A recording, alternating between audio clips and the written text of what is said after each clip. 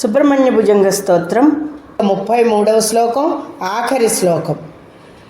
ఎవరైతే భక్తితో ఈ సుబ్రహ్మణ్యేశ్వర స్వామి భుజంగ స్తోత్రాన్ని స్తవనాన్ని పఠిస్తారో వారికి ధనము, దీర్ఘాయువు, అలాగే అంత్యమునందు దేవుడి యొక్క భగవంతుడి యొక్క సాయుధ్యం పొందుతారు.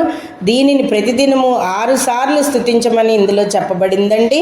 అంతేకాకుండా యశస్సు, తేజస్సు పెరుగుతుంది. మనం పైన ఎన్నో చెప్పుకున్నాం అన్ని శ్లోకాలలో. ఎల్లవేళలా కూడా సుబ్రహ్మణ్యేశ్వర అనుగ్రహం కలుగుతుంది. భుజంగాఖ్య వృత్తేన క్లుప్తం స్తవం యః పఠద్భక్తియుక్తో గుహం సంప్రణన్య సపుత్రా స్కళత్రం ధనం దీర్ఘమాయుర్లభేత్కంత సాయుజ్యమంతే నరస్సః.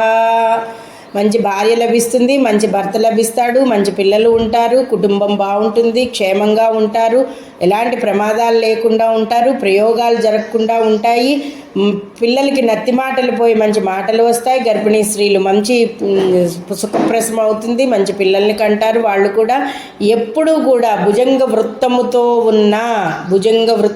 ఉన్న ఈ సుబ్రహ్మణ్యేశ్వర స్తోత్రాన్ని ఎవరైతే పఠిస్తారో వారికి సకల విషయాలయందు కూడా సంపూర్ణమైన శుభఫలాలు ప్రాప్తిస్తాయి, ఆరోగ్యంతో సహా. ముఖ్యంగా చర్మ సంబంధిత రోగాలన్నీ కూడా, క్యాన్సర్ వంటి పెద్ద పెద్ద రోగాలు కూడా, ప్రేగుల్లో అల్సర్ వంటి సమస్యలు కూడా, అంతుచిక్కని వ్యాధుల నుంచి కూడా బయటపడతారు. ఆరోగ్యం అంత బాగుంటుంది అని చెప్పబడుతోంది.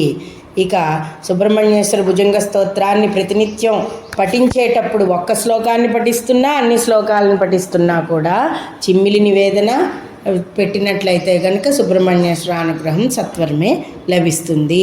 ఈ 33 శ్లోకాలని మీకు ప్రత్యేకంగా ఇవ్వబడ్డాయి. వీటన్నింటినీ ప్రతినిత్యం చదువుకోండి, అలాగే వినండి. సర్వత్రా సుబ్రహ్మణ్యేశ్వర అనుగ్రహం లభిస్తుంది. స్వస్తి.